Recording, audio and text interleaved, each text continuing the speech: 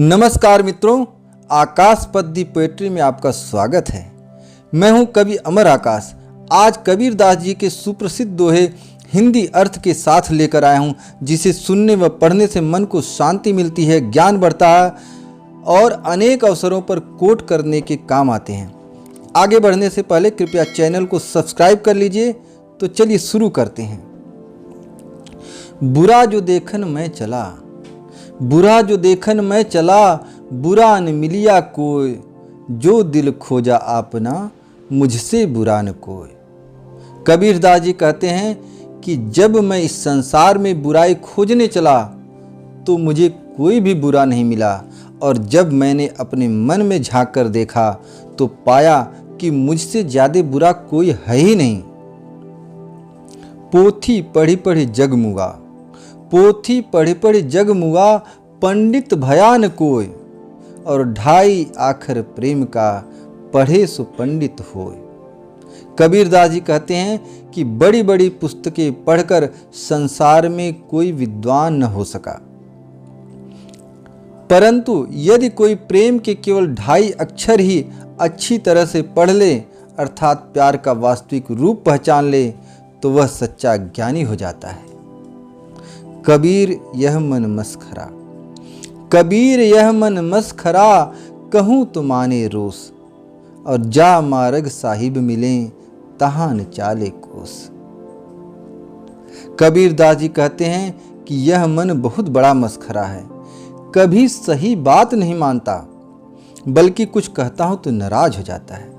जिस मार्ग पर चलने से भगवान मिलते हैं, अर्थात जीवन का लक्ष्य हासिल होता है, उस मार्ग पर जरा भी नहीं चलता है। माला फेरत जुग भया, माला फेरत जुग भया, फिरा न मन का फेर। माला फेरत जुग भया, फिरा न मन का फेर, कर का मन का डार दे, मन का फेर। कबीर दास जी कहते हैं कि माला को फेरने से क्या फायदा यदि मन का भाव नहीं बदला। कबीर दास जी ऐसे व्यक्ति को सलाह देते हैं कि हाथ की इस माला को फेरना छोड़कर मन के मोतियों की माला को फेरो, अर्थात मन को शांत करो और सही मार्ग पर लगाओ। जाति ने पूछो साधु की, पूछ लीजिए ज्ञान। जाति ने पूछो साधु की, पूछ लीजिए ज्ञान, मोल करो तलवार का, पड़ा रहन दो म्यान। कबीर दास जी कहते हैं कि सज्जन की जाति न पूछकर उसके ज्ञान को समझना चाहिए। तलवार का मूल्य होता है, न कि उसकी म्यान का। जिन खोजा तिन पाइया, जिन खोजा तिन पाइया, गहरे पानी पैठ, मैं बपुरा बूढ़न डरा, रहा किनारे बैठ। कबीर दास जी कहते हैं कि जो प्रयास करते हैं वे ही कुछ हासिल करते हैं। जैसे गोताखोर गहरे पानी में डूबकर ही मोती और अनेक बहुमूल्य वस्तुएं प्राप्त करता है, लेकिन कुछ लोग ऐसे भी हैं जो डूबने के भय से किनारे पर ही बैठे रह जाते हैं और कुछ नहीं पाते। बोली एक अमोल है, बोली एक अमोल है, जो कोई बोले जान, हिये तराजू तौल के, तब मुख बाहर आने। बोली एक अमोल है, जो कोई बोले जान, हिये तराजू तौल के, तब मुख बाहर आने। कबीर दास जी कहते हैं कि वाणी बहुत अनमोल है, इसलिए हृदय के तराजू में तौल कर ही उसे मुंह से बाहर निकालना चाहिए, अर्थात सोच समझकर बोलना चाहिए। निंदक नियरे राखिए, निंदक नियरे राखिए, आंगन कुटी छवाए, बिन पानी साबुन बिना, निर्मल करे सुभाए। कबीर दास जी कहते हैं कि जो हमारी निंदा करता है उसे अपने पास ही रखना चाहिए, क्योंकि वह हमारी कमियां बताकर बिना साबुन और पानी के हमारे स्वभाव को साफ करता रहता है। कबीरा खड़ा बाजार में, कबीरा खड़ा बाजार में, मांगे सबकी खैर, ना काहू से दोस्ती, ना काहू से बैर। कबीर दास जी कहते हैं कि मैं इस संसार में न तो किसी से दोस्ती और न तो किसी से बैर चाहता हूँ, बस सबका भला चाहता हूँ।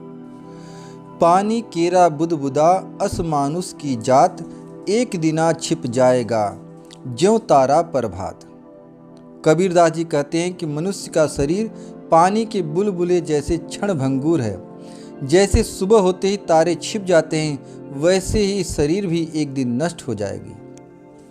हाड़ जले ज्यों लाकड़ी, केस जले ज्यों घास, सब तन जलता देख करी भया कबीर उदास। कबीरदास जी कहते हैं कि यह नश्वर मानव देह लकड़ी की तरह जलती है और केस घास की तरह जल उठती हैं। संपूर्ण शरीर को इस तरह जलता देखकर मन उदासी से भर जाता है। संतन छाड़े संतई, संतन छाड़े संतई, कोटिक मिले असंत, मलय भुवंगा बेधिया शीतलता न तजंत। कबीरदास जी कहते हैं कि सज्जन को चाहे करोड़ों दुष्ट पुरुष मिल जाएं, फिर भी वह अपने भले स्वभाव को नहीं छोड़ता। चंदन के पेड़ से अनेकों सर्प लिपटे रहते हैं, पर वह अपनी शीतलता कभी नहीं छोड़ता। माया मुईन मन मुआ, माया मुईन मन मुआ, मरी मरी गया शरीर। माया मुईन मन मुआ, मरी मरी गया शरीर, आशा तृष्णा ना मुई, यूं कह गए कबीर। आशा तृष्णा ना मुई, यह कबीरदास जी कहते हैं कि संसार में रहते हुए न माया मरती है न मन। शरीर न जाने कितनी बार मर चुका, पर मनुष्य की आशा और तृष्णा कभी नहीं मरती। जब मैं था तब हरि नहीं, जब मैं था तब हरि नहीं, अब हरि हैं मैं नाही, सब अंधियारा मिट गया दीपक देखा माही। कबीरदास जी कहते हैं कि जब मैं अपने अहंकार में डूबा था तब प्रभु को नहीं देख पाता था, लेकिन जब गुरु ने ज्ञान का दीपक मेरे भीतर प्रकाशित किया तब अज्ञान का सारा अंधकार मिट गया। रात गंवाई सोए के, रात गंवाई सोए के, दिवस गंवाया खाए, हीरा जन्म अमोल सा कोड़ी बदले जाए। कबीरदास जी कहते हैं कि रात नींद में नष्ट कर दी, अर्थात सोते रहे, और दिन भोजन करने में गुजर गया। यह मनुष्य जन्म हीरे के समान बहुमूल्य था, जिसे तुमने व्यर्थ कर दिया, जिसके कारण जीवन का मूल्य कौड़ी के बराबर रह गया। बड़ा हुआ तो क्या हुआ जैसे पेड़ खजूर, बड़ा हुआ तो क्या हुआ जैसे पेड़ खजूर, पंछी को छाया नहीं फल लागे अति दूर। कबीरदास जी कहते हैं कि खजूर के पेड़ के समान बड़ा होने का क्या लाभ, जो किसी को छांव भी नहीं दे पाता और उसके फल भी बहुत ऊपर लगते हैं, अर्थात आसानी से हासिल नहीं हो पाते।